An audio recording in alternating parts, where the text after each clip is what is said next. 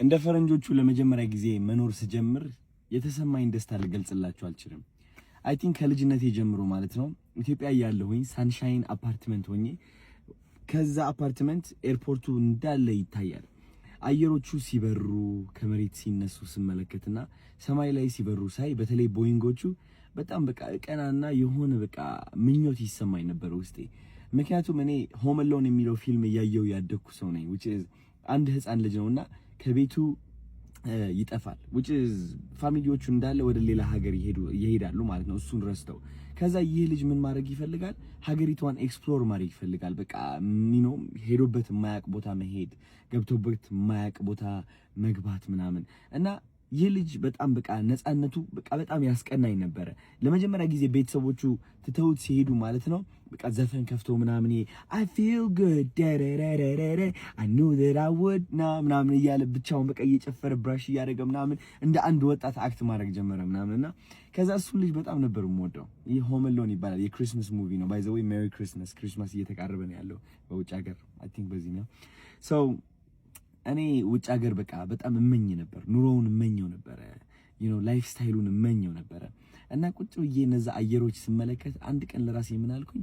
አንድ ቀን እዛች ፕሌን እዛች አየር ጋር ቁጭ ብዬ ወደ ውጭ ሀገር እንደምወጣ አውቀው ነበርና በጣም ትልቅ ምኞት ነበረኝ። ከዛ በትምህርት ቤት እድሉን አገኘውና ወደ አሜሪካ ገባሁላችሁ እላችኋለሁ። አሜሪካ ከገባሁ በኋላ ደግሞ እዛ መቆየት ፈልጌ ነበረ ግን የዛኔ ዶናልድ ትራምፕ ስለነበረ መንግስቱ ደግሞ የዛኔ በጣም ኃይለኛ ነበር ለኢሚግራንት which is እዛ መቆየት በጣም ከባድ ነበር። አሁን እንዳለው ማለት ነው አሜሪካ ላይ ታውቃላችሁ እንዴት ከባድ እንደሆነ። so ለአንድ ጠበቃ ሄጄ አማክሬ ምን አለኝ? እዚህ መቆየት አትችልምና ወደ እንደውም አላለኝም ምንም እዚህ መቆየት አትችልም አለኝ። በቃ ይሄው አሳይለም የምትጠይቅበት ወረቀት በቃ የተዳከመ ነው፣ ታሪክ የተዳከመ ነው፣ ተቀባይነት ላይኖርህ ይችላል። ስለዚህ ሌላ ውሳኔ ብትወስድ ይሻላል አለኝ። ከዛ እኔ ራሴ ነኝ ካናዳ ለመሄድ የወሰንኩት። ያው እንግዲህ ልቤ ነግሮኝ ነው ጋይስ ወደ ካናዳ መሄድ ወሰንኩኝና ያው በስንት መከራ በስንት ጉድ ምናምን በቃ በስንት ፍርሃት ምናምን የማይታለፍ የለም አልፈን ምናምን ወደ ካናዳ ገባሁላችሁ እላችኋለሁ። ከዛ ህይወት መኖር ጀመርኩኝ። ሸልተር ገባው። ሸልተር ገብቼም በቃ ከብዙ ሰዎች ጋር ነበር እንትን አልጋ ሼር እያደረግን እንትን የምናደርገው ይሄን ዩኒቨርሲቲ ስታይል ምናምን የሸልተር ህይወት ኖርኩት። ያ ህይወት አልነበረም እውነት ለመናገርና ለመጀመሪያ ጊዜ ግን ከሸልተር ወጥቼ ህይወት መኖር የጀመርኩባት ጊዜ ውሻ ስገዛ ነው። ካናዳ ሆኜ ኒንጃ የሚባል ውሻ ነበረኝ በጣም ወደው ውሻ ማለት ነውና ይህ ውሻ እንዴት አባቱ እንደሚያምር ልነግራችሁ አልችልም። በጣም ያንጸባርቃል በቃ ቆዳው ለራሱ ምናምን። ብር ሳይኖረኝ ነው የገዛሁት ባይገርማችሁ። ለምን በቃ የካናዳ የውጭ ሀገር የነጭ ህይወት የመኖር ፍላጎቱ በቃ ነበረኝ በጣም ማለት ነው የምላችሁ። ከዛ የውሻ ገዛሁላችሁ ምናምን ያን ያህል ገንዘብ አልነበረኝም። ከዛ ላችኋለሁ እንደዚህ ሀገር ውሻ አይደለም የውጭ ሀገር ውሻ ኢንሹራንስ አለ። ከታመመ $1,000 ነው የምትከፍለው። ስለዚህ ኢንሹራንስ በየወሩ $100 አለለ። ከዛ የምግቡን እከፍልለታለሁ በየሳምንቱ ኦልሞስት $200 $300 ነው ማወጣው ለውሻው። ደግሞ መታከም አለበት በየ3 ወር 4 ወሩ ምክንያት እያመጡ ይጠሩሃል፣ መርፌ ታስወጋዋለህ። በቃ ከሰው በላይ ነው መዛች እንትን የሚደረገው ውሻ ታውቃላችሁ። ከዛ ነጮች ሆንኩ ነው የተሰማኝ ታውቃላችሁ። በቃ ምግቡን በጣም የሚያምር ምግብ ነበረው እዛ የራሳቸው ምግብ አላቸው። እሱም ገዛለት ነበረ። እኔ ደግሞ የዛኔ የማታ ሽፍት ነበር የምሰራው ሴኩሪቲ ሆኜ ያው ዘበኛ ማለት ትችላላችሁ እንደ ኮንሲየርጅ ነገር ነው። ትልቅ ባለ ሀብቶች አፓርትመንት ነው ገባቸው። እና በቃ ሌላ ቀናት ደግሞ አመጣው ውሻዬን ገዛሁኝ። ቤት አለኝ ኦፍ ኮርስ ከሌላ ሰው ጋር ሼር አድርጌ ነው ማድረው። ግን እዛ አፓርትመንት ላይ የማያቸው ነጮች በቃ ህይወታቸው እንዴት አባቱ እንደሚያስቀና ልነግራችሁ አልችልም ጋይስ። በጣም የሚያምር ህይወት አላቸው። በቃ ላይክ ምን ልበላችሁ እንዴት ላስረዳችሁ። በቃ ከፍቅረኛቸው ጋር ምናምን ውሻቸው ይዘው በቃ ወደ ሩማቸው ይሄዳሉ፣ ወደ አፓርትመንታቸው ይሄዳሉ። አፓርትመንታቸው ውስጥ ብትገቡ በቃ እንዴት አባቱ እንደሚያምር አፓርትመንታቸው ጸዳ ያለ ነው። ከዛ ደጃፋቸው ይሄ ባልከኒ የሚባለው በቃ ቪው የሚታየው ማለት ነው ባህር ብቻ ነው በቃ። እና በጣም ነበረ በቃ ደስ የሚለው የሚያስቀናው። የሚነዱት መኪና ቲቪያቸው ግብዳ ነው በቃ ኔትፍሊክስ አለላቸው። በቃ ማታ ማታ ፊልም ያያሉ ምናምን። እና እኔም በቃ ላይክ እዛ ስለምኖር አውቀዋለሁ ህይወታቸውና በጣም ያስቀናኝ ነበረ ምናምን ነው የምላችሁ። እና የውጭ ሀገር ኑሮ አይቼዋለሁ፣ ኖሬዋለሁ። and አብዛኛው ሀበሻ መኖር የሚፈልገው ህይወት ደግሞ ይህ እንደሆነ አውቀዋለሁ። ግን ባይገርማችሁ ጋይስ ወደ ውጭ ሀገር ወጥቼ 7 አመት ስኖር ያስተዋልኩት ነገር እንደ ውጭ ሀገር ወዳድ ማለት ነው እንደኔ ከኢትዮጵያ በላይ ነበር ውጭ ሀገር የምወደው። ሄይ በአሜሪካ አትምጡብኝ፣ በካናዳ አትምጡብኝ ነበር የዛኔ ገባቸው። እና ዱባይም ቢሆን አትምጡብኝ የዛኔ because ካገኘው እወጣለሁ የታባቱ። እና ከዛ ኖርኩኝና አንድ ሀቅ ገባኝ፣ አንድ ነገር ተረዳሁኝ። ባይገርማችሁ ጋይስ ያለህበት ቦታ አይደለም አንተን ደስተኛ የሚያደርግ፣ ያለህበት ቦታ አይደለም አንተን ሙሉ የሚያደርግ። እኔ እድሜ ልኬ ምን ብዬ አስብ ነበር? እንደ ነጮቹ ከኖርኩኝ ደስተኛ ሆናለሁ፣ የነሱ ህይወት ካለኝ፣ የነሱ አፓርትመንት፣ እንደነሱ አይነት ላይፍ ስታይል ካለኝ ደስተኛ ሆናለሁ ብዬ የማስብ ሰው ነበርኩኝ። ገባችሁ?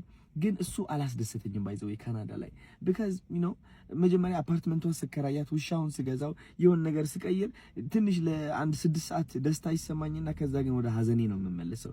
ያቺ ኢትዮጵያ ውስጥ የነበረችኝ ሀዘን ማለት ነው። ለካስ ልብ ብዬ ሳስተውለው እቺ ሀዘን ተሸክሚያት ከሀገር እየዞርኩኝ ነበር። አይገርማችሁም? ሀገር እየዞርኩኝ ነበር እቺን ሀዘን ተሸክሜ ማለት ነው። ከዛ አስተዋልኩት ልብ ብዬ ማለት ነው። ዋው እኔ እንደኔ እኮ ውጭ ሀገር ወጥቶ እንደ ውጭ መኖር የሚፈልግ ሰው አልነበረም። ለምንድን ነው ታዲያ ሀዘን የሚሰማኝ? ለምንድን ነው እቺ ሀዘን በቃ ልክ እንደ ጭራዬ የምትከተለኝ? በቃ አትፋታኝም እቺ ሀዘን። እቺ ጭንቀት በሄድኩበት ቦታ ሁሌም ትከተለኛለች፣ ምክንያት እያመጣች ሰበብ እያመጣች። ገባችሁ? የዛኔ ነው የነቃሁት። ለካስ ደስታ ሀገር ውስጥ አይደለም የሚገኘው። ደስታ መኪና ውስጥ አይደለ። ደስታ ውሻ በመግዛት ደስታ አፓርትመንት በመግዛት ወይም በመከራየት አይደለ። ትልቅ ቲቪ ስላለ አይደለም ደስታ የምታገኘው። ቆንጂዬ ፍቅረኛ ስላለች፣ በቂጣም የሆነች ፍቅረኛ ስላለች፣ ወይም ደግሞ ሀብታም የሆነ ባል ስላለች አይደለም ደስታ የሚገኘው። ሀዘን ውስጥ ካለ ሁሌም ተሸክመው ትዞራለህና ወደ ሄድክበት ቦታም ትነዛዋለህ። ጥላቻም እንደዛው ማለት ነው። እና እቺ ሀዘን አወቅኩባት፣ ነቃሁባት። ለካስ አንቺ ሀዘን እያሯሯጥሽኝ የነበረው የአንቺን ሀዘን በውጫዊው ዓለም ደስታ ልሸፍንሽ እየሞከርኩኝ ስለነበር ነው። እድሜ ልኬ አንቺ ሀዘን አስፈራርተሽኝ ከውጫዊው ዓለም ደስታ በቃ ትልቅ መደበቂያ እየፈለኩኝ ነበር። እድሜ ልኬ ሩጫ ላይ ነበርኩኝ ከሀዘን ለማምለጥ ከቁጭት። እና ከዛ ወደ ኢትዮጵያ ተመለስኩላችሁ። ኢትዮጵያ መጥቼ ትንጥዬ ሀዘን ተሰማኝ ነበር። ሀዘኗም አለች ተከተለችኝ። ያው ጋይስ ከካናዳ ይዣት መጣሁ። እቺ እፍረት ከካናዳ ይዣት መጣሁ። እቺ ሀዘን ከካናዳ ይዣት መጣሁ። አጠፋም በቃ። ከዛ ግን የበለጠ እየነቃው ስመጣ ይህ ሀዘን ውስጤ ላይ እንዳለ፣ ሀገር አይደለም ሀዘን የሚያመጣው፣ ድህነት አይደለም ሀዘን የሚያመጣው፣ ውጫዊው ዓለም ላይ የሚያጋጥሙኝ አይደለም ሀዘን የሚያመጡልኝ። ለካስ ሀዘን የሚያመጣው እኔ ውስጤ ላይ ነው። እኔ ነኝ ለካስ እኔ ነኝ ተሸክሜው የዞርኩት። ማድረግ ያለብኝ ምንድነው? መጣል። ከዛ ለመጣል ሀዘኑ ግን ምን ማድረግ አለ? ምን ማወቅ አለብኝ? ምንም የውጫዊው ነገር መውቀስ እንደሌለብኝ ተማርኩኝ። ምንም ደሃ ነኝ ብዬ ማዘን አልችልም። because ድህነቱ ላይ አይደለም ሀዘኑ እኔ ውስጥ ላይ ነው ያለው። ስንት ድህነት ውስጥ ያሉ ሰዎች ለጥ ብለው እየሳቁ በነፃነት የሚኖሩ ስንት ሰዎች አሉ። ገባችሁ አይደል? ከዛ ኢትዮጵያ መጣሁላችሁና እቺ ሀዘን ነቃሁባት። እቺን ሀዘን ስነቃባት ኢትዮጵያ የኔ ሀዘን እንዳልሆነች፣ ካናዳም የኔ ሀዘን እንዳልሆነች፣ ምንም ሀገር ምንም ነገር የኔ ሀዘን እንዳልሆነ፣ ሀዘኑ እኔ ነኝ። እኔ ከሆንኩኝ ሀዘኑ that means ይህ ሀዘን መቆጣጠር እችላለሁ ማለት ነው። የውጫዊው ነገር በመውቀስ ሳይሆን ራሴን በማየት በመመልከት ለምን እንዳዘንኩኝ በማወቅና ሀዘኑ ከውጪ እየመጣ እንዳልሆነ ጠንቅቄ ራሴን በመንገርና በማስታወስ ማለት ነው።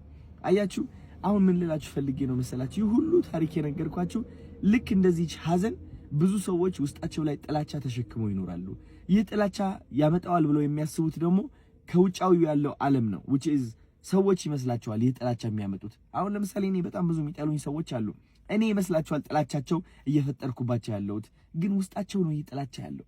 አያችሁ አሜሪካ ላይ ሆነው የሚገርም ኑሮ ኖሯቸው ግን እኔን የሚጠሉኝ እኔን እያንቋሸሹና እየሰደቡ የሚውሉ ጥላቻ ያላቸው በጣም ብዙ ዲያስፖራዎች አይቻለሁ። እነዚህ ዲያስፖራዎች የጥላቻቸው ምንጭ እኔ ነኝ የምመስላቸው፣ ግን ጥላቻቸው ውስጣቸው ላይ ነው ያለው። ችግራቸው ግን እኔን መውቀስ ነው። እኔን እስከወቀሱኝ ድረስ ደግሞ እቺ ጥላቻ ሁሌም ትኖራለች፣ ሁሌም ነፍስ ይኖራታል። አያችሁ ይህ ጥላቻ ነፍስ የሚኖረው ከኛ ውጪ ስንወቅስ ነው፣ ሌላ ነገር ስንወቅስ ነው። ያ ነው የኔ ጥላቻ እያመጣ ያለው ብለን መጠቆም ስንጀምር ሁሌም ኃይል ይኖራታል እኛ ላይ። እቺ ጥላቻ ሁሌም መንፈስ ይኖራታል፣ መጥፎ መንፈስ ማለት ነው። ስለዚህ እኔ ልመክራችሁ የምፈልገው እኔ ላይ ጥላቻ ያላችሁ ሰዎች ጥላቻው እኔ አይደለም እያመጣሁት ያለሁት እናንተ ናችሁ። ውስጣችሁ ላይ ነው ያለው ጥላቻው፣ ውስጣችሁ ነው የተፈጠረው። አዶናይ ነው የፈጠረብኝ ብላችሁ ባመናችሁባት ሰከንድ ደግሞ እቺ ጥላቻ በደም ተባብሳ አምሮባት አሸብርቃ እንደገና ትመጣለች። ከዛ እንደገና በኃያሉ ትወቅሳላችሁ። እንደዚህ ደግሞ ነፃነት የለውም፣ ደስታ የለውም። የምድር ሲኦል ማለት ይሄ አይደለ? ራሳችን የፈጠርነው ሲኦል እኮ ነው ይሄ።